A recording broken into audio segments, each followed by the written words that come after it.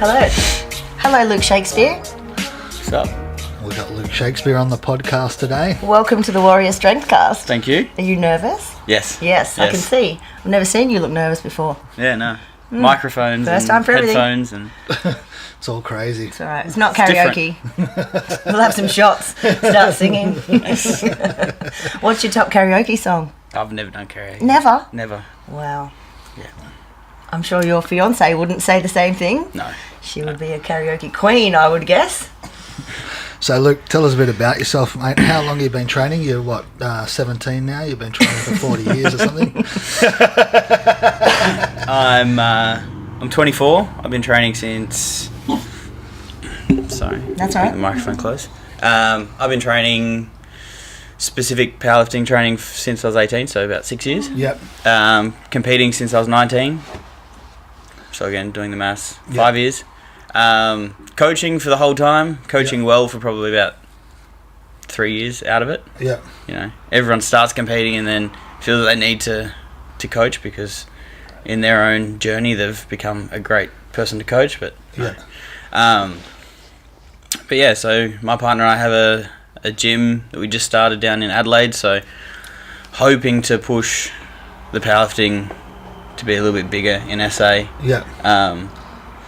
So GPC Nationals next year, as we know, will be held in SA, which will be really good. Hopefully we can get some more SA presence into powerlifting, but yeah. You've got some very strong lifters down there.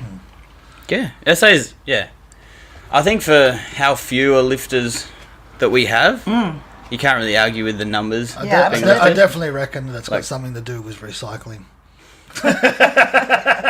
It's all that money you get 10 back. cent plastic You can buy bottles. more food. Yeah. Yeah. But you what did you do before powerlifting? You were competed kickboxing. Yeah, before powerlifting, I was competing like kickboxing, MMA. I feel like I never really hit my peak of that. Yeah.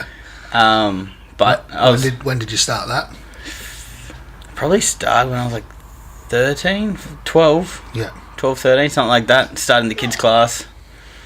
Took it, pretty much as far as I could in the kids' class, and then started getting beat up by adults when I was like 15, and then natural progression, start fighting after that. So I had three amateur MMA fights, 3 amateur kickboxing fights. George. No, it was great. But funnily enough, I stopped fighting because my knees hurt, and then I started powerlifting, and now everything hurts. but now my knees don't hurt, so everything else hurts. But Just the shoulders and the hips. yeah, so I think late last year, my hip injury was just got the better of me, more mentally than anything else, and I just thought, fuck it, stopped powerlifting pretty much altogether, stopped eating properly, stopped pretty much training anything except I went back and tried to do some jiu-jitsu, and I thought, well, since I never hit my peak with MMA, I'll go back to it, work my way back up, and after about 3 months, I was like, back to powerlifting. I've spent so long building a foundation specific to powerlifting, I might as well just stay with it, Yeah. So, Luke, what are your best competition lifts? So I know you got some equipped records and stuff like that. So raw and equipped. Yeah. My last raw 3 lift meet was end of 2015. I squatted 335, benched 190, deadlifted 317 and a half. Cool. So, yeah, at the time I was stoked with that, you know. That's good. What body weight? That was at in the 100 kilo class. So I weighed a bit light, but yeah. And then I was actually prepping for a meet, planning on coming close to the all-time record in the 90 kilo class around October last year, and then my old hip injury just kept progressively getting worse, and I did the intelligent thing, and I kept just lifting heavier. You love doing that. Yeah. So I kept doing that, and my strength was fine because everything else was consistent. Like my body weight was staying pretty heavy for it was doing the desired result. My body weight was staying where I wanted it to.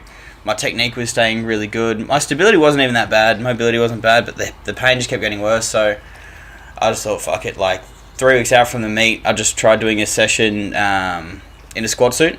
Yep. And it's the first time that, like, I've tried to dabble with squatting in a suit in the past, and it's just never worked. I always try and stay super upright. I've tried in flats, heels, straps up, straps down. Never worked. But this session, I just squatted down pretty fucking good. Like, it felt awesome. No hip pain. So I had one session on a Monday. Then that Friday, I maxed out in the suit. Just to see where I was at. And then the following week, maxed out again and got 10 kilos better than what I did the previous week. So I was like, cool. If this is my progression, so in the meet, I'll just aim to go 10 kilos heavier than that. And then, yeah, I did well. I squatted, I think I squatted 320, which under the circumstances was good-ish. Yeah.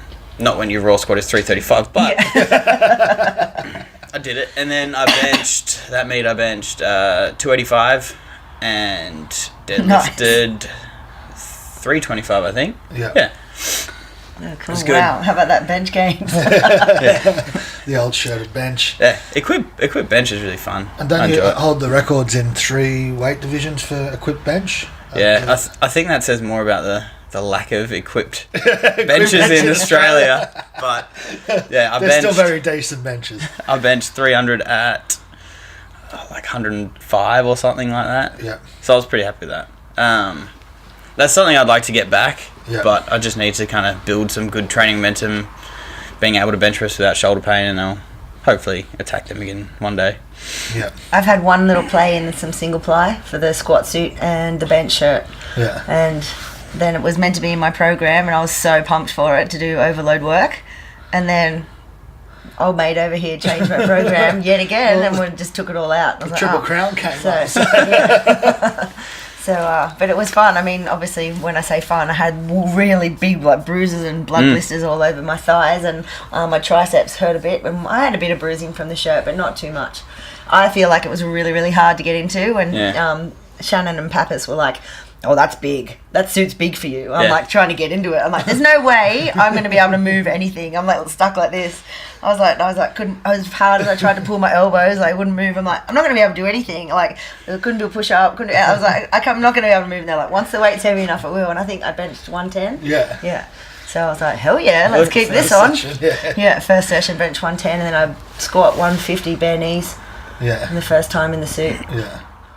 If it doesn't draw blood, it's not tight enough. Yeah. It did. I think I sent you the photo of my thigh afterwards, and I was like, damn! Even putting it on, I was like, ah! The first squat's going down, like, ow, ow! And I probably moved like this far, and then finally it hit into the right spot.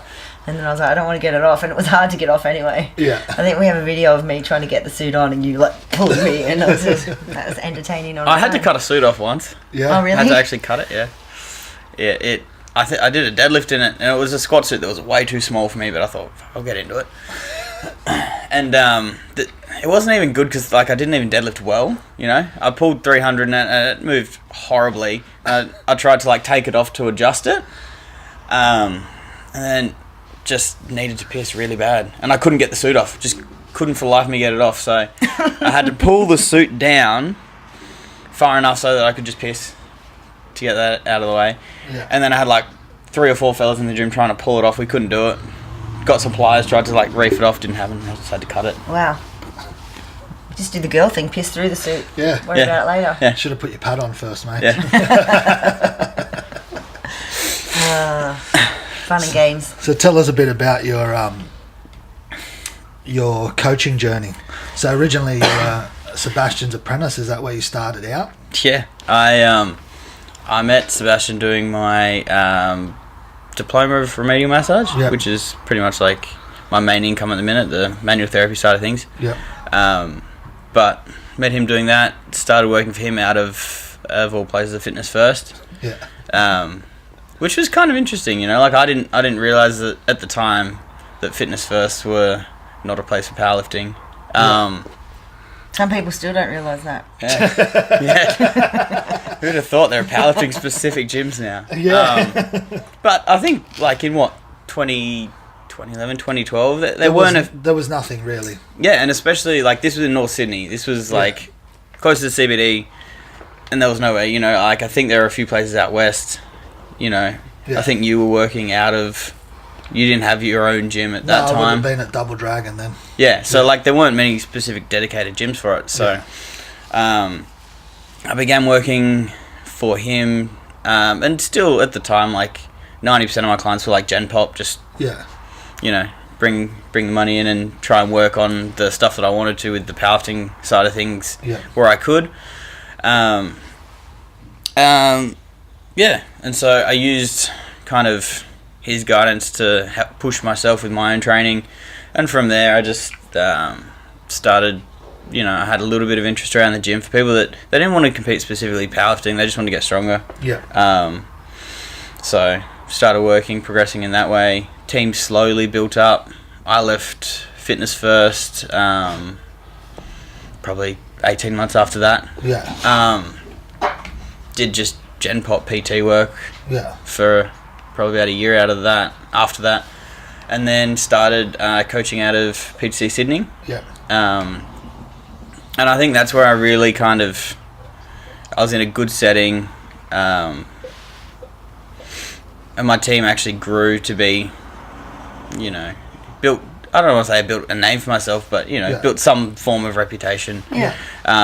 So I started working with Daniel Blanford Pumba. I think he was probably like, he's been my strongest of my clients, totaled 890 at 110 at Pro Raw. At the time I worked with Corey Burrows. He was super strong. I actually worked with Reese as well. Going back like 3-4 years ago. Cool. And then now you're in Adelaide. So how'd you get there? After I built my coaching business up to be decent, I ended up with my partner now, Jack Chrissa, powerlifter from SA, and I decided to move down there because I was coaching on the side. I had like a warehousing logistics job, which was, you know, great pay, but really shitty work. And she had her own business established in SA, so I moved down there to be with her. She basically cradle snatched you, didn't she? Pretty much. Influenced by an older woman. Exactly. Definitely took advantage of it. She's shifty. That Jack attack. She attacked. She went on the attack like a cougar. But no. Can I say that? Sorry, I'm going to be so much trouble calling her a cougar. Whoops. Sorry, Jack, I love you. But it's funny, like, if people see us together, everyone assumes she's, like, mid-20s and everyone thinks I'm, like, she 35 does not look for some like reason. she's older than you anyway, I think it's my hairline that gives it away. I moved down there about 3 years ago. Been doing all my coaching stuff online for the most part. Apart from maybe, like, 3 or 4 times a year, I'll try and come up here and see my clients. Get some good work done there. Try and convince them to come down, but I think only about 4 of them have made a journey to They don't mind travelling Adelaide. to Warrior to train with you. They don't want to travel to SA to train with you. You'd be surprised how many people won't travel to, like, the Shire from, like, Western Sydney. Like, I'll announce that I'm doing sessions and people are like, oh yeah, cool, whereabouts? And I'll be like, oh, where? They're like, oh, it's a long drive. I'm like, dude, it's like 40 minutes. If that. People in Sydney don't like driving. And slowly starting to build up a little team down in SA. What's your facility called? We own Strength Society. It's within the next 12 months it'll be a lot more conducive to like specific powerlifting training. At the minute it's more like studio environment. More suited to like one-on-one sessions, stuff like that. But looking to acquire a little bit more space in the next few months so that we can expand and actually have some memberships going. I've been kind of spending my free time on the weekends learning how to make some cool new bits of gym equipment. So yes, I've seen some of your pieces. Seen some of your work. I'll be the first one to test them all out. So if anything goes wrong, that's what happened.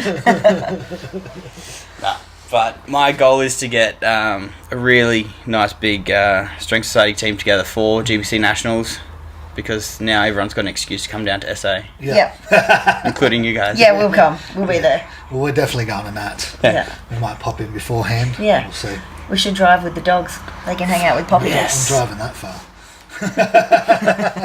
Yeah. Sorry, I mean we should take our private jet Yeah. Do that. from our new sponsor. I don't know, Jets Online. No. So, how many powerlifters in South Australia train at commercial gyms and not at the powerlifting specific gyms? Not that many. It's just not enough powerlifters. Yeah. Probably just me. You know? I really enjoy, like, as much as I bitch about it, I really enjoy training in commercial gyms. Like, there's just something that makes me really aggressive. You know what I mean? I don't know if it's the lack of consideration for personal space, or if it's just like the attention-seeking nature of people, but it really just makes me want to like lift really heavy things in a really aggressive manner, which is good. Kind of. But I've learned to kind of channel it. Like, I don't auto-regulate really anyone else's program, but with mine I'll just say, you know, today I'm doing sets of 6 and I work up to like a 10 RPE. It's always a 10 RPE, but I'll plan what number I'm going to do, like a set of 5 or a set of 4 or whatever. Yeah. And I'll just go in, I'll just do ascending sets until I get to a really heavy one, and then I'll, you know... Keep going. Say I've squatted, like I'll do my one top set of squats, and then I'll just literally just do like 20 sets of leg curls and I'm done. So you go to failure, spine bends, twist to the side, max out. I try and keep it try and keep within your technique. some sort of Yeah, you are pretty good technical at maintaining proficiency. technique. Yeah. yeah. And I like kind of off topic here, but that's my main issue with like auto-regulated training. Yeah. I think it's great for people that have that awareness of their execution of a lift. Yeah. 100%. But as soon as people just, you know, get caught up in like even just like how the weight feels, I feel like there's just that room for error. Yeah, With RP based training. It's very hard. Like, you see some people and they're like, oh, you know, whatever, new PR of like, I don't know, 8 RPE, and you're like, that fucking look like a 15, man. Like, yeah. My favourite is when people... It's very subjective, and it's subjective on the day too. Like, the person will just be going, well, I think it's like, they'll convince themselves that it's an 8 and it's a 12, you know, like it's just... Yeah. It's one of those things. And I really... Be very experienced too. I feel like it should just be, instead of like a 1 through to 10 scale, it really should just be like a 1, 2 or 3. Yeah. You know what I mean? Like, there's this guy... That would be much easier. Yeah. There's a guy in SA, and I'm going to tag him in this just because he knows that I hate on him for it. And he'll post a set and he'll be like, RP 4. I was like, that's not a set then, it's a fucking warm-up. Like, you don't need to say RP 4, you could just post your set and that's it. Like, but, yeah. 1, 2 or 3. 1 being kind of hard, 2 being really hard, 3 being you pooed. Yeah. Good spectrum. 3 being you shit your spleen out. Yeah, excellent. So tell us a bit about your training philosophy, Luke. Programming philosophy. Put you on the spot. Yeah. He doesn't want to give away his secret. Yeah, that's not a good way to say it. No, there's no secret. It's just like if I see something that I think will work, I'll give it to someone. Like, as straightforward as it seems. Like, I guess. So do you adapt the lifter to the program, or the No, like every lifter should follow one No.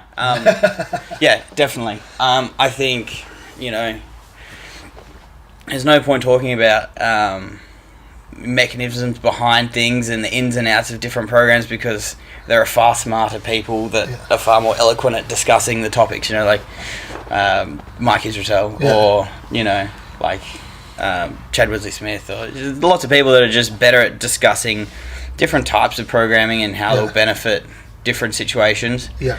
But I kind of just try shit. Like, I know it sounds kind of haphazard, but I'll just try different things. That's how you learn anyway, and that's how you figure out what you like. And at least with you try things on yourself to a degree. But you try things based on your experience and what you've seen with other lifters. Definitely. Essentially, so. Like, I've tried very generic, you know, starting with sets of 10, over the weeks progressing to singles, like as linear as you can get. I've tried that with, you know, high volume of assistance work. I've tried low volume of assistance work. I did like some retarded Bulgarian method, which someone posted on a forum where they like modified it from a weightlifting thing where you snatch or you clean maxes every day.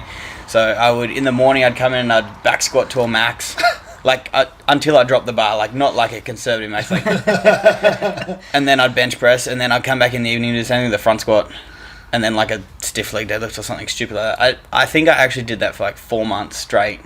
Even on Sunday, I'd max out, but only once on Sunday. And it works, like, fuck. People will say how stupid it is and this and that, but it works, you know? I think if you get everything lined up, any program will work on anyone until they're good, you know? Yeah. And then when you get a lifter that's, you know, kind of pushing big weights, then you'll really need to kind of, like, be in tune with them, you know? Rein it in. And I don't even think that's a number, you know? You can't say, like, a woman of 60 kilos, you know, once they get to a 400 total, you know what I mean? Like, you know, it's the individual's exactly potential, limited potential. Yeah, but and how do you determine that? Like, I guess how you sort of. I like block periodization of just. I tend to keep it reasonably linear. Yeah. At least for everyone's first program. Yeah. And you can't dispute that there are benefits of high volume training, but you also can't dispute that to do powerlifting you need to lift heavy things, so the intensity needs to be in there. And so I'll try very basic linear sort of progression for everyone on their first prep, and then we just kind of tweak it from there. Yeah. Like one of my clients that I'm seeing tonight, he responds really well to volume. Yeah. Like he gets really good at doing lots of reps when I give him lots of reps. Go figure.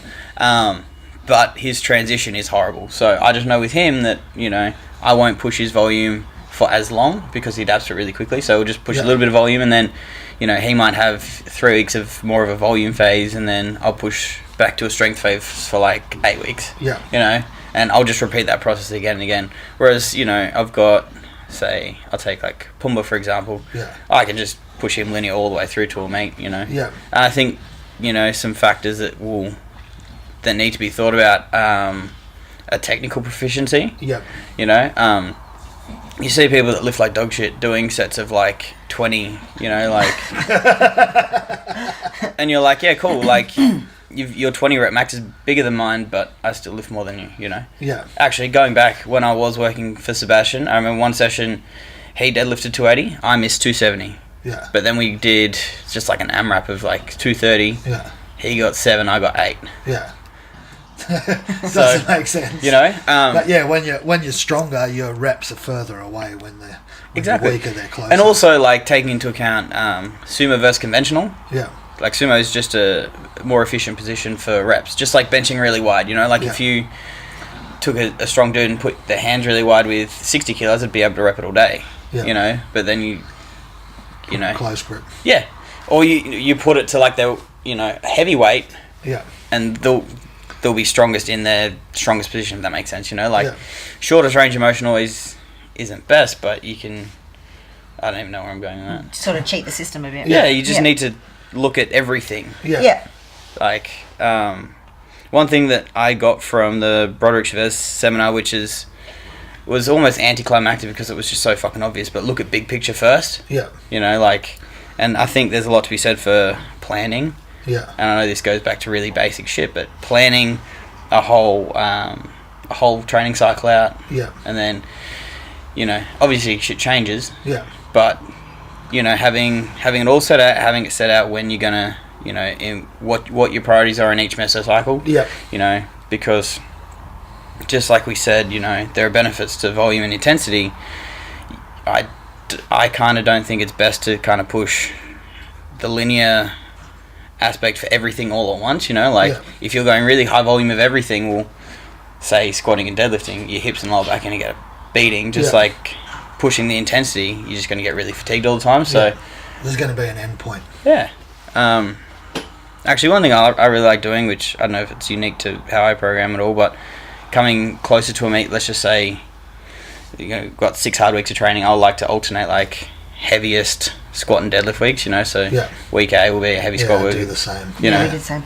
Yeah, so push bring the intensity back on the second week, push a little bit more volume to stay strong, but not enough so it's going to affect that deadlift session. Push the deadlift hard, then back it off, and it seems exactly. And I think you can work the bench in there as well, because I'm yet to really meet a powerlifter that doesn't have shitty shoulders and elbows coming into a meet. Yeah. And 100% that comes from like a rigid T-spine and then having to squat maxes, you know. So if on your heavy squat week you just do like some speed bench or 3 count pause or even like bands, chains, anything to kind of like deload that elbow at the bottom, I think will be really beneficial. Still getting that overload at the top with the band, chain or slingshot. Exactly. Yeah. Taking the stress off at the bottom. Yeah.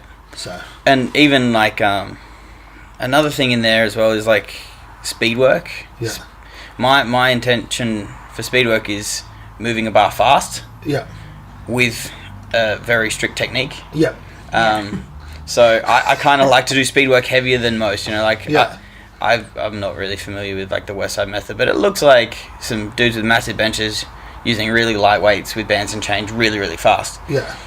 And I reckon that, you know, like these guys are using weights that they could like do a fucking JM press with. You know, like it's really light. They could do whatever they want with the weight. So I like to kind of, instead of working at like 50% for speed work, I like, you know, 70+% with bands and chains, just so you're still forced to brace under a load. You know what I mean? You still got to maintain that technique work, essentially. Exactly. But just trying to execute with more force, essentially. Yeah. Execute with the same force. And acceleration, you know, like if people just say fast all the time, I think fast is a cue that kind of pushes some lifters towards being sloppier. And absolutely. Quote, bouncing out of squat. Whereas if you say push your feet down and accelerate, well, then you have a very different looking squat a lot of the time. Yeah. Cool. And then what about other metrics? Do you track other metrics with people to figure out whether they're fatigued or how you're going to adjust their program, or how are you adjusting that? Usually just play it by feel, like by just watching. Video analysis. People send you their videos. I just ask for lots of footage. Like, even to the point where if I know a client just doesn't like doing their assistance work, I go, send a video. Send a video of that bird dog or that plank. I like to see the videos of their assistants work. Not all the time, but in the beginning, I want to see it for the first month. I want to make sure they're doing it right, because it's a big part of it. So people just don't sort of realise that assistance work will make a big difference, especially like you said, like having the T-spine, the scapulars moving how they're supposed to move is going to play a big role in your injury prevention later on. So a lot of people will just either forget to do these things, or they'll do them sloppy, and then you wonder why they're not able to execute the heavy stuff or the voluminous stuff when it comes along. So well, I remember you gave me a treatment once. And then you were like, okay, let's do some single arm carries, and then you had me do the like the aeroplanes and the opening the hips and stuff. And then you were like, so do you have some single leg work as accessories in your program? And I'm like, yeah. And you're like, and how often do you do them? And I'm like, every time I train. And you were like, oh, good. So I know a lot of people, they might do their accessories once a month. And I'm like, no, I'm not one of those people. I just don't fucking get it, especially with my clients, because they're paying me. Yeah. You know, I understand if someone downloads, you know, whatever method that is excellent on the internet and they just choose what they want to do. Like, I'm really guilty of this. I think I've butchered Boris Chico's programs more times than anyone else. Like, I'll do like his, I don't know, I'll squat, bench, squat, and then deadlift, bench, deadlift. Like, I'll take those and I'll just do everything else that I want. Yeah. You know? And for some reason it doesn't work. But just being... You mean he hasn't planned that accessory workout so it matches the program? That's crazy. Exactly. But I think coming back to that planning thing as well, you can... You know, I think a lot of clients benefit from being able to see a plan of saying, all right, well, a good example will be like someone that's never worked with me before. I'll get them to send just some footage of, like, I do this in like kneeling T-spine rotation. Yeah. Where you're essentially kneeling down, one knee on the ground, putting one hand inside the leading leg, kind of into that, you know, groin stretch thing that everyone does. Rotating. Yeah, but hold a dumbbell and then rotate away from the knee that's up, try and press it overhead. Okay. I'll get footage of that. That tells you a lot about things. Even, you know, like small things will be... One obvious thing would be how they open their hip. A smaller thing would be how they open their hip, but if they're keeping their big toe on the floor. Yeah. You know, like so often you see people try and force their knees out really hard in a squat, and their big toe comes off the ground. It's like, well, cool, now you've got no force there, you know? And then I'll look at how they rotate, how, you know, the angle at which they can get their arm overhead, things like that. Even just getting someone to lunge, getting someone to a hip aeroplane. Yeah. You can learn a lot, even just by asking someone to stand on one foot, just seeing how they can balance. Like a lot of people, they won't actually be able to move through their foot and balance properly. Yeah. So starting from that, I'll usually put their first mesocycle with skill acquisition and stability, mobility work. Yeah. You know, and that's really anticlimactic, especially when someone, you know, if they've been umming and ahhing about getting a coach and they're excited to get into their program and they want to lift maxes and they want to be big and strong and then you whatever. go put a band under their toe and pull on their foot. Literally, and we do like it's really, you know, it's not easy work, but if you do it mindlessly, it's really simple work, you know. And then we'll go from there into a hypertrophy phase. Yeah. With still big emphasis on that skill acquisition, you know. So we'll work with a heavy enough weight that they can work on their technique, but push lots of bodybuilding work in there. Yeah. And I think those two phases are almost the most important. I say almost. Yeah. Almost the most important to get footage of, because, you know, you can see exactly how they're doing their squat, bench, and deadlift to a competition standard. Yeah. You can see how their body's moving, how their body's reacting to the stimulus, and then into the hypertrophy work, like a dumbbell curl or even just like a tricep push down. Like, I know with my stronger guys and girls coming into a meet, I push lots of tricep work. Yeah. Some coaches push lots of overhead work or lat work or whatever. Like, it's all important, but I push lots of tricep work. Yeah. And if we get close to a meet and I've not paid attention to how they're doing their tricep work at the start, and then they're just flailing around, pushing bashing it out however they can, it's like, well, cool. And beating their elbows up. Yeah, well then you're not doing 30 sets per week of arm work, you're doing 30 sets per week of elbow work. Yeah. And you're just like fucking your elbows up for no reason. So yeah, I think footage is excellent. Some other things I would track could just be general pain, you know, get feedback.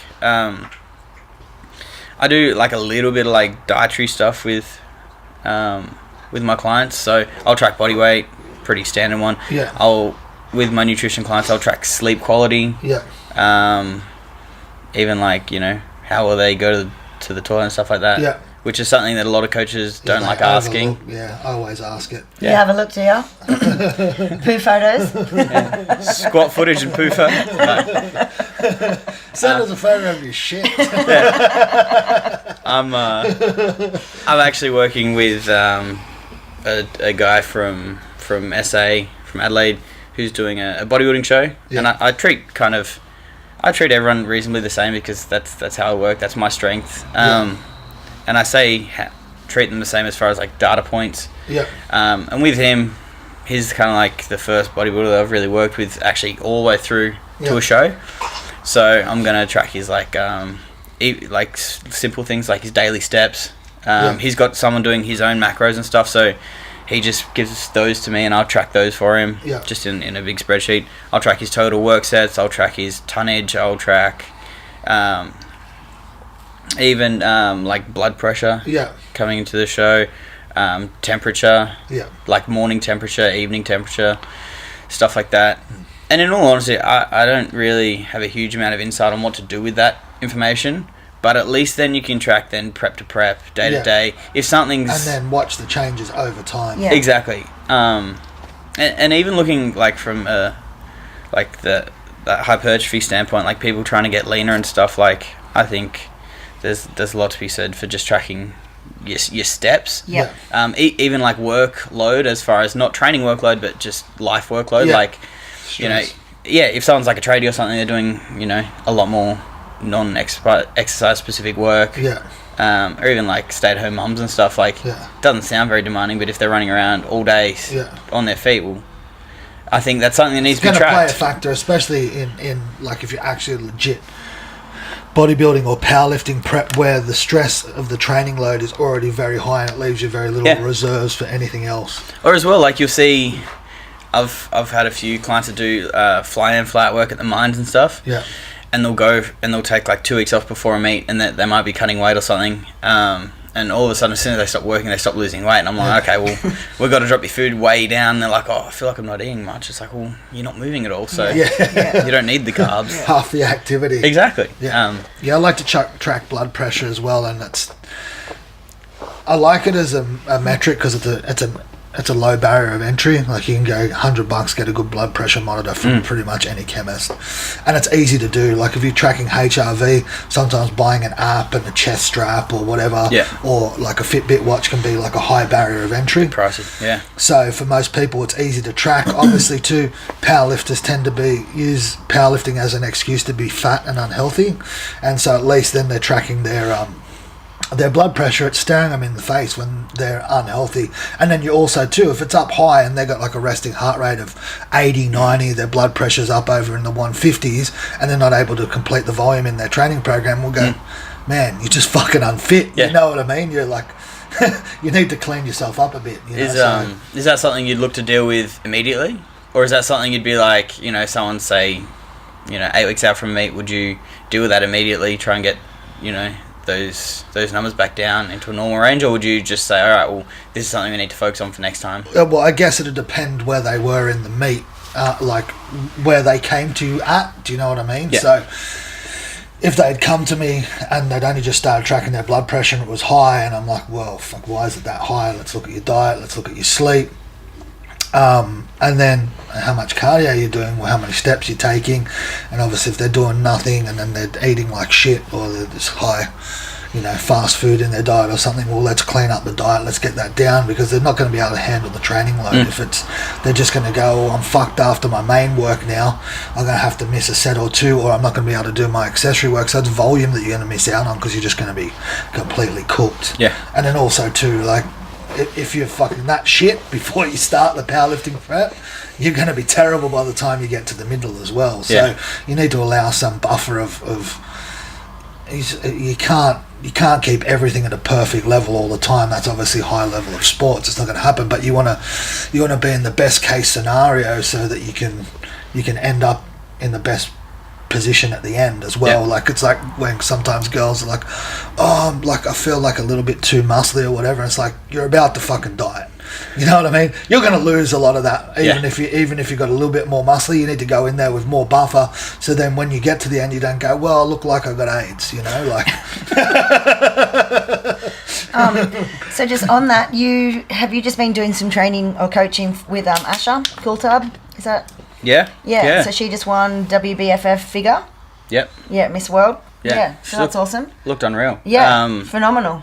Yeah, she just came to me for some, literally just strength, like you look at women's physique competitions or like whatever division in whatever, you can't really go wrong with being strong.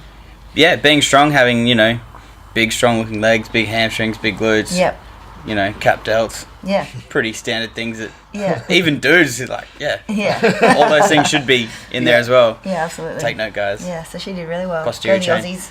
Yeah, and it was literally pretty much just a standard powerlifting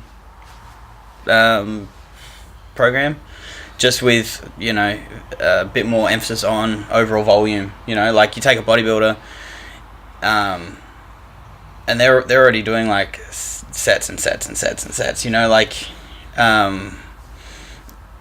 And then you add in some heavy work, and you still need to keep that volume relatively high. Like I think it's pretty safe to say that the biggest driver of hypertrophy is volume. Yeah. But intensity still needs to be catered for. And when you're looking to improve strength, I just like to slowly increase the intensity over time. It was kind of hard because she came to me like 8 weeks out, so already dieting. We don't have a huge amount to work with, but even just with some technique changes, it made a big difference. Even just like, I know it's really, again, anticlimactic, but just doing some adductor stability work, that's something that's really overlooked, actually, but just getting our adductors stable and firing before you squat. Everyone looks at, like, glute this and glute that, but, like, if you look at Asha, she can, like, stand there and just, like, flex her glute med, and it pops, like, it's like a delt on her bum, like, it's freakish glutes, and, like, you take it to a physio, and they'll be like, oh, judging by your squat, you've got weak glutes. It's like, look at the fucking thing. Like it's not weak. How's that weak? Yeah. It's not weak. It's maybe not doing its job. But I like to look at that reciprocal relationship, agonist antagonist, and a lot of the time that'll come from like issue with the adductor. So we just did that and got her squatting to depth. Nice deep squats. Go figure. And she put like 15, 20 kilos on a squat. Yeah. That's in awesome. like 4 weeks while dieting, which is excellent. Yeah. And I think there's been a general shift more towards strength. You know, I think there are a lot of people to like thank for it in the industry. Like Sebastian started working with Hattie. Yeah. You know, that was really good for getting strength as a whole in the spotlight. Yeah, absolutely. I think your mate Dane McDonald was pretty good at working with, who did you work with? Lauren Simpson? Yep, Lauren and Simpson, yep. Lots of other girls, to be honest, and got them in awesome condition while pushing strength. Yeah. So, you know, and I'm sure there's plenty others. They're the ones that spring to mind. Yeah. But strength is just coming more in the spotlight, and it's really Strength good. is never a weakness. Trademark. No. Yeah, but just back on that bit about the adductors, I think a lot of things that people miss, and especially like you would notice it with treating people, they like powerlifting's a lot of external rotation, so it needs to be some antagonist work of internal rotation trained, which is not trained. You know what I mean? Training those adductors, because those outside muscles are going to pull on the bone. If the inside muscles are not strong enough to hold it stable, then you're going to lose force production. And the same thing when people come to me to get treated, they're like, oh, I'm like hurting the back of my shoulder. And I'm like, all right, let's have a look at the front. They're like, oh, but the back hurts. It's like, yeah, it's not the back. The back is where the pain is. Yeah. It's not really the cause. The cause is coming from probably the front being too tight or something causing a misalignment of the joint, and that's where you're getting impingement. So obviously the force application with strength can be the same. If those adductors are weak, it's going to limit your force production that you're going to be able to produce for the rest of the muscles. Yeah, even like back to, you know, my takeover from the Broderick seminar, big picture, everyone likes to say, this is tight, this is weak, this is tight. It's like segmenting everything. Yeah. As soon as you start segmenting stability work and warm-ups, it's just, it takes fucking forever to hit all the things you want to hit. Like, it does my head in when you see someone in the gym and they're warming up and I come in and to train and I finish my session and they're only like just finishing their main work. It's like, what the fuck you been doing? They're like, oh, I've been warming up for an hour. It's like, no, stop it. Like, should take you an hour to warm up. Literally, like if you want to look at like some big picture things to do, like a squat, a goblet squat, a counterbalance split squat, something like that. Yeah, a single leg deadlift. Like incorporating is, you know, making these stability drills and warm ups as multi joint as possible. You know, even like there's something that I've been toying with in my head for a little while. But people with like kind of like a off topic injury here, but like shin splints. Yeah. Lots of big fat powerlifters get shin splints and back bumps. But one thing I've started looking at is the fact that generally you don't see a lot of coaches push like cueing knees forward. Yeah. Because at the end of the day, like, you know, if your knees are tracking really far forward, you're not going to have a super strong squat. Yeah. If we're looking just at a max, you know, you can. There are lots of excellent weightlifters that front squat massive weight, but I'm not talking about them. They're different. And I've been forcing like I call it like a Hindu squat variation, where elevate the heels quite immensely, like 3-inch elevation on the heels, keeping as much thoracic extension as possible, just squatting, cueing the knees forward, and actually cueing the knees forward. And you'd be surprised how many people, and I do it barefoot, and if I can, I've got these little like toe spaces, and I'll put those between people's toes. I actually stole that from Eugene Teo in Melbourne. Very smart dude. And just cueing that knee forward and pretty much make them feel it in their shins. Actually getting some stability through that front. Yeah, that tibialis anterior. Exactly. And then going from that, get them to squat wide. They can squat deeper. They can sit back more. They can do all these things, you know. I think it's everyone just likes focusing on things. They like looking for one thing that's wrong. Yeah. And if there's something wrong, guarantee it's not one thing. But I think people get really pigeonholed, and I see this a lot, especially with the IPF guys. They tend to train everything very specific, you know what I mean, and they forget that there's periodization and stuff needs to come in, and maybe you need to get rid of your specific squat and do some other stuff like that, accessory work, front squat, heels elevated, front squats, high bar squats, safety bar squats, leg pressing, lunges, all that sort of stuff. So you're challenging the knee in different positions while it's under load, and the hips and everything else, and not just sticking to that one pigeonholed specific powerlifting position and just all external rotation and sitting back, and just you become really fixated. That's one thing I sort of even noticed with myself, like coming from jiu-jitsu, kickboxing background into strongman. Always felt very healthy, but then once I just went very specific, you actually become really immobile and fixated, and your body just doesn't work the same. So I think it's always good for people to have some element within their periodization, for sure. And coming back to like planning, if you plan this out for a client, like I know a lot of my clients have been hesitant about either dropping the weight back, or because like you can't really blame them, like you work hard and you push really hard for 12 weeks to get this PB on comp day, but that's not maintainable, you know. It's like, you know, same with bodybuilding. You don't see people walking around fucking 4% year round. And if you do, they're gonna drop dead from too much drug use. You know what I mean? Like, but you say Bolt doesn't break world record times in training. Like, that's what people don't realize. It's powerlifting. It's a competition. You want to be strong on competition day. Doesn't really matter what you do in the gym. It's what happens on the platform on that specific day. Yeah, and I think like the intensity and volume needs to be thought out and planned. Like you said with the exercise selection. You know, like don't be scared of like not squatting with a barbell for like 3 weeks. Like, one of my clients, Adam, you're not gonna forget. He, like, I don't know. I'm really genuinely sick of people, like other coaches, coming up to me at competitions saying, "Have you tried this? Have you tried this?" It's like, the dude needs like hip surgery, but he wants to powerlift, so fuck off. Like, his squat is as good as it's gonna get. And I gave him like 4 weeks where he like, I think the only barbell squat they did was like a, you know, tempo squat, front squat, and he fucking hated me for it. But then, you know, next phase after that, I gave him high bar pause, and like, you know, his nuts could touch the floor. Like, it was excellent. And then he's managed to keep that pretty much through his whole prep, you know, just from 4 weeks of backing off. And I was very guilty of that. Like, I remember when I totaled my best raw total, I think every single Sunday for the 11 months prior to that, I had squatted heavy on knee wraps on Sunday. And I think I had the same thing for breakfast every single time. Just because it worked. So I was like, fuck, it's working. I'm not gonna change it. And then I tore my glute and got injured, and you know, so I probably should have changed it up a little bit. In hindsight. So do as I say, not as I do. Exactly. But main take home point is, don't be scared of not back squatting heavy. Don't be scared of not back squatting, you know, like you said, leg presses, single leg work, anything, you know, even leg curls are super underrated. Even bicep curls, like we do so much tricep work, you got to do some sort of bicep and pulling movement. But sometimes you just got to give something a rest. Like, it's like dieting, you just can't diet forever. The body adapts. You know what I mean? So you got to take a break from dieting to continue to get good at dieting next time. It's like the squat and the bench are the same. Sometimes you've got to change your grip or change the angle or something and give your body a rest from that motor pattern, so then when you go back to it, you can adapt to it again. Definitely.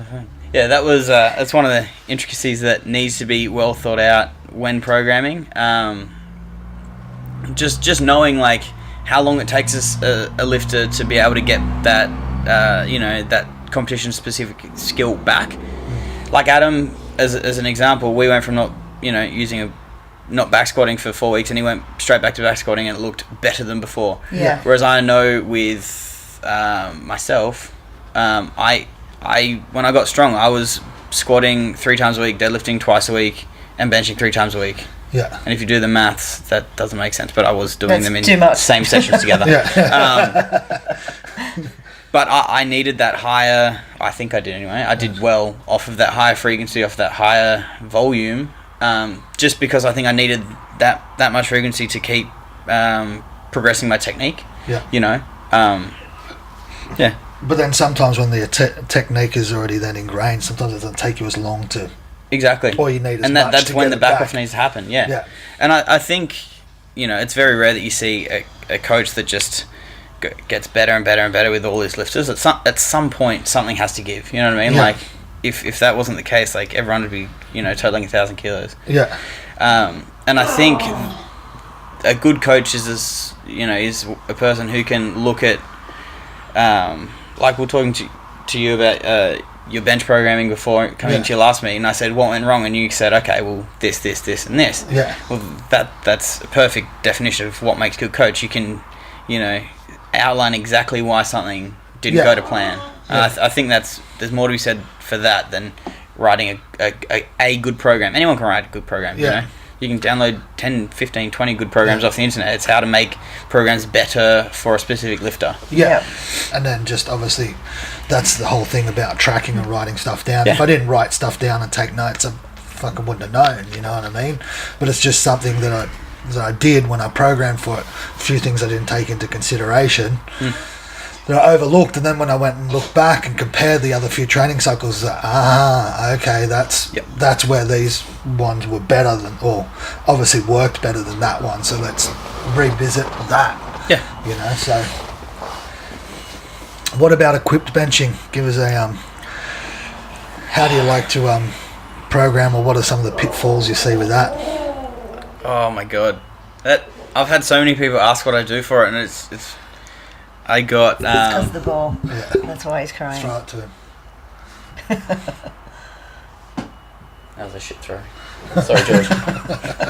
Takes out your table. I can't figure out why he's sitting there looking at us crying. You're wheeling the ball around. Sorry. Sorry. Teasing George with his ball. Yeah. I've had like, after I benched 300, apparently I was like popular when it came to bench advice. Yeah. And then after a month, everyone forgot about me. But people asked what I did, and I think it was different to how most people do it. I think a lot of people like putting a shirt on, going, you know, like the work up to a heavyish weight raw, and then, you know, throw like a slingshot on or something, and then throw the shirt on the next set, and just progress down in board height as the weight gets heavier. Pretty straightforward.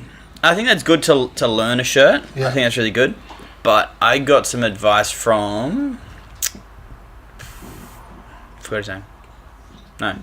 Yeah, no, I got some advice from an ex-PA lifter, Damien. Actually forgot his last name though. Big dude. Awesome bench. And he just said, do lots of reps without boards. And I think the mindset behind that is, with a board, you've got something to fall on. It's kind of like a box squat, you know. Box squatting is a great exercise when executed well. Yeah. Just like every other fucking exercise. But you can cheat. Exactly. Yeah. You can sway back, fall onto the box, but in this case, you can, as you're coming down, you don't have to pull apart on the bar as hard. You don't have to keep your elbows tucked. You don't have to keep that rigidity, because you can just drop it, and then you can leg drive really hard, fling your belly into the block, which then puts that inertia into the bar, and you push it up. So, but you can't do that without one. You know, you'll just dump it on your chest, and then your spotter will work really hard to pick up 200 kilos off your chest. So, I started with sets of 3.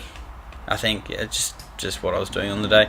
Started with sets of 3 with a weight that I could bench raw, and that I knew I couldn't touch with. Like, I think at the time my best equipped bench was 285 in a really beat up single ply shirt, and I started working with 180 kilos, just working as hard as I could to get it to touch. You know, so you just build really good stability in that bottom position, which is where everyone loses the bench. You know, like, and I don't care what really anyone says. Unless they're a much better bench than me, in which case I do care.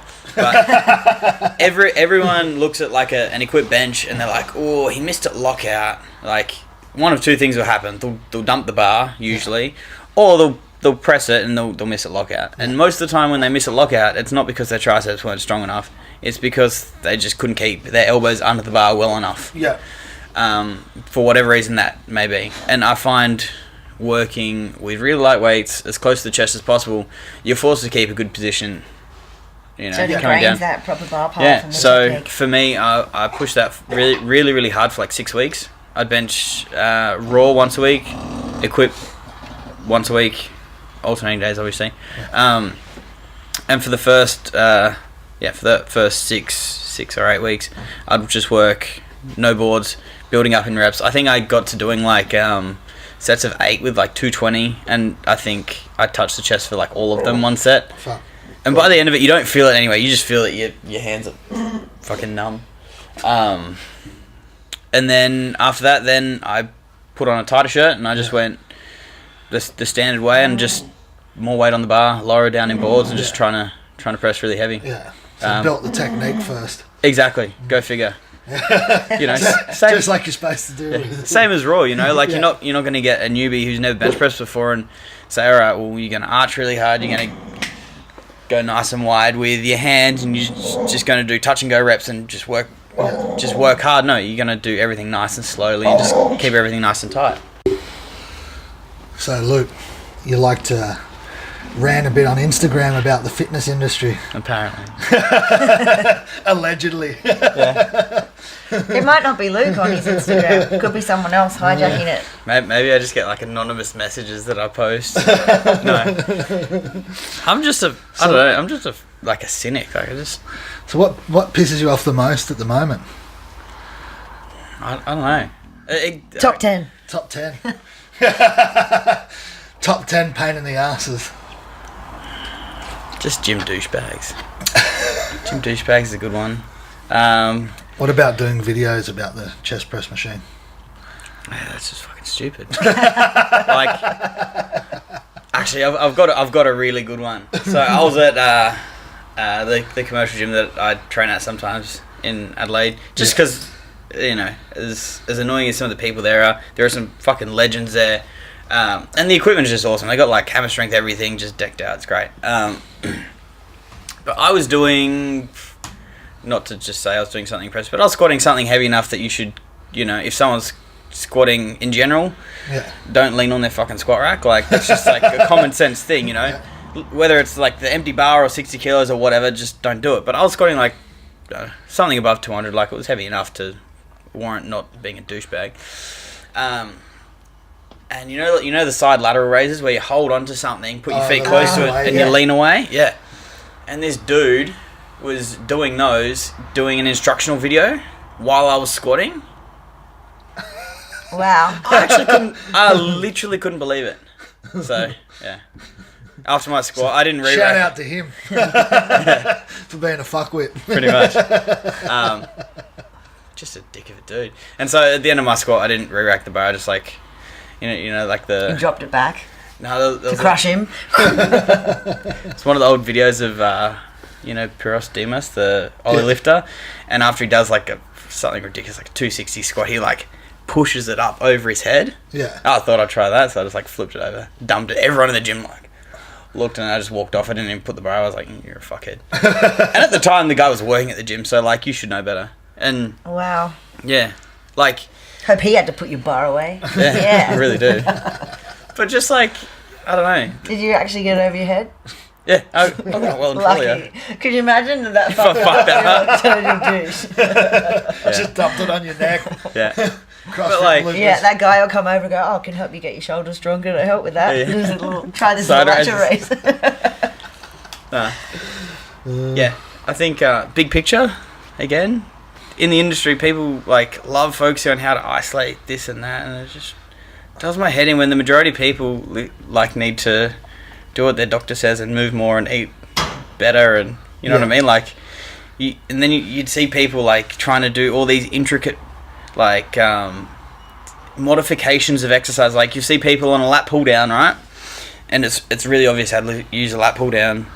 You sit on the thing, put your knees under the thigh pad, and you pull it down. You know, there are good ways to do it and there are bad ways to do it. But then you see people that pull up like 3 extra benches and they put one on an incline so they can lay back on it, and they put their feet up on them. Like, everyone just tries to modify shit these days to get a different angle. It's like, mate, you haven't built a good enough physique to warrant like 50 different angles of a lat pull down. Like, get the lat pull down strong enough so that you're doing your body weight for 10 reps, and then start doing chin ups. Exactly. You know, forget about the angles. That's one thing people don't do anymore. You can do sets of chins for 10. I'm sure your back will be pretty big. Exactly. Good sets of 10, not sloppy kipping chest to bar pull ups. Don't look at me.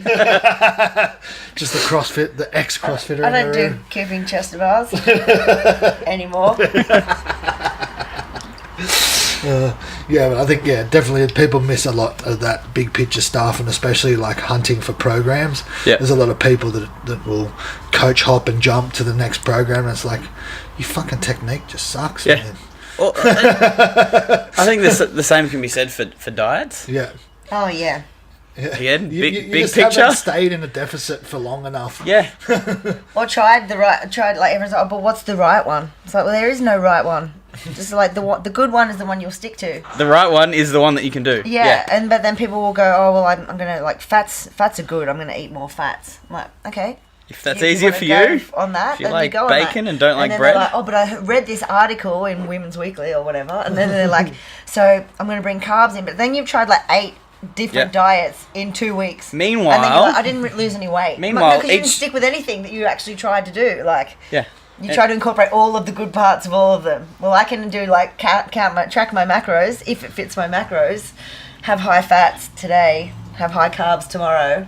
And like just, But I think as well when annoys people hop between diets, there's always like a bridging period. So they might be in a nice deficit and follow a program for like 4 days. Yeah. They'll be a bit sloppy on Friday, and then Saturday, Sunday they're like, oh, I'll just go with my friend and do whatever the fuck I want. Yeah. And then the next week they'll do the next diet. So if you look at it, they're in like a slight deficit for 5, but then their 4 weekend days. is like 4 days worth of calories. Exactly, and it's like fuck. The best is pizza. Oh yeah, but I only had a pizza. Do you know how many fucking calories in a pizza? Like, it's 2,000 but I got the calories. one with protein on it. Someone said that to me this week. But I got the one with protein on it. I'm like, there's not enough protein on a pizza. What protein? Like bacon? Doesn't matter. Like, but it doesn't even matter. You definitely didn't hit your protein target from pizza. Yeah. But I eat healthy. So how many calories did you eat in a week? Oh, I don't know. I didn't track it. But they were clean. Yeah. I eat really well though. Oh yeah, cool story. I eat 4 avocados a day. Fucking acai bowls though. Shan loves those ones. They're fucking delicious though. Yeah, but they're healthy. It's 1,000 calories, motherfucker. Go you- eat a cheeseburger. It's less calories. You did jiu-jitsu, you should like acai. It's like the jiu-jitsu champion choice of food, isn't it? Oh, is it? Oh, they're... Maybe I'll do jits tonight and then have an acai bowl. I was going to say, like, going back a few years, they were all sponsored by, like, an acai company. Yeah. Yeah. But now you can't get your sponsorships published on the UFC, so I don't think it really means shit. Oh, really? It's all Reebok and yeah. pay money and whatever. But, yeah. So what about, I know you used to be influenced by Dan Green's style of programming a lot. Do you still use some of that stuff in your training, or...? As far as, like, the general program overall, or, like, exercise selection and shit? Stuff like that. I like, again, what you see on Instagram is what people want you to see, or Facebook or YouTube, whatever the fuck. Yeah. But what you see is what they want you to see. So you see the snippet, you don't see if that's the whole workout, you don't see everything else. But a lot of Dan Green stuff that you see now and used to see, one thing I really, really like, and I think there's a lot to be said for it, is on his deadlift day, he does lots of deadlifts. Yeah. And Imagine that. yeah, and on a bench press day, you do lots of bench pressing. On squat day, you do lots of squatting. So I like doing lots of variations of things if you know someone's structural stability will allow for it. Like going back to when I was my strongest, like I sound like an old man. Like back in my day, I'm fucking 24. I shouldn't You don't say, even have a grey hair in your beard. It's amazing. but I don't have a hair on my head, so Yeah. I would, you know, I think one of my squat days would be, you know, competition specific and knee wraps, and then I'll do pause squats afterwards, and then I'll do, I don't know, just my leg assistance work. But then another lower body day, I would do front squats, safety bar squats, and block pulls. And then on my deadlift day, I would do deadlifts, pause deadlifts, deficit conventional deadlifts, stiff leg just lots of fucking deadlifts, you know. And I think in hindsight, I could have planned it better. Yeah. But there's a lot to be said for just doing variations of a competition-specific lift. You know, like yes, in a high bar, your stance might be a bit different. You might not be accentuating like as much of a lean forward or a sitting back motion. But at the end of the day, you've still got a bar on your back, and you're still doing something similar. Yeah, you're still bending your knees, still training the muscles that cross the hip and the knee. Yeah. Like, depends which fed you're in. You know, some feds you don't have to bend your knees anymore, which is handy. Or pause your bench presses. Or lock out your deadlifts. Yeah, I do think they need to bring out like a slingshot division where they allow straps for the deadlift. Oh yeah, that'd be cool. I thought you were going to say where they allow slingshot for bench press. They do. There is a slingshot division now. I think the SPF's got one. Yeah, You there can should be. bench with a slingshot. What? Yeah. Box squat. Wow. How about that? Safety bar, box squat fed. Yeah, someone told me there was a CrossFit total where it's like a squat, a overhead press, and a clean or something. I forgot what it was. I don't know. Oh, it might have been in the games this year. I think someone said something about that because there was an event where it was your total of that, and it might have been those three things, maybe. Mind blown. I do think like the idea of like a super total is cool. I like the super total. I'd like to do that. Yeah. I like the idea of I can't snatch, so I remember ages ago we Can't were even do talking a about chin-up. that, and I challenged Jen Smith to it. Like, I'll challenge you to a super total. Like, the only time I might actually be able to beat her. Can we We'll do it at a catch weight? yeah.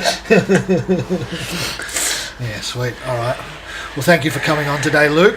Thanks for having me. Did you enjoy yourself? Yeah, it wasn't that bad. He got less nervous Yeah. as we went Yeah. on. Yeah. Started to Relax a flow. little Put bit. something in the water. Yeah. No. Yeah. We won't tell you what it is. You know. Halo. Yeah, I kind of ramble back and forth between like different topics, but I feel like if you listen to the whole thing, Yeah. you've gotten where I was, what I wanted to finish saying when I started saying something else. Yeah. Yeah. That's all right. It was Easy. good. It's all information. That was good. Thank you. All right, guys. Thank you. Please give us a review on iTunes and follow us or whatever it is. Subscribe. Subscribe on Yeah. YouTube and like us. Just like us. That's what we like. See ya. See ya.